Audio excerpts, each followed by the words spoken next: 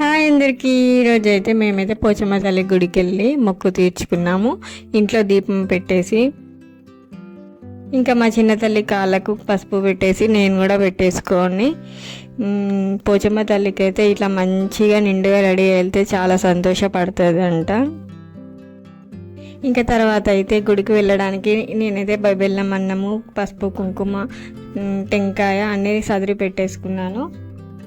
ఇంకా పోచమ్మ తల్లి గుడికి అయితే వచ్చేసినాము. ఇక్కడైతే మాకు మంగళవారము బోనాల పండుగ చేస్తారు, చాలా బాగా జరుగుతుంది, జాతర లాగా అవుతుంది. ఇంకా ఈరోజైతే ఆదివారము పోచమ్మ తల్లి మొక్కు తీర్చుకుందామని అయితే గుడికి వచ్చేసినాము. ఇంకా నేను ఏమేమి తెచ్చినో అన్నీ అమ్మవారికి అయితే సమర్పిస్తున్నాను.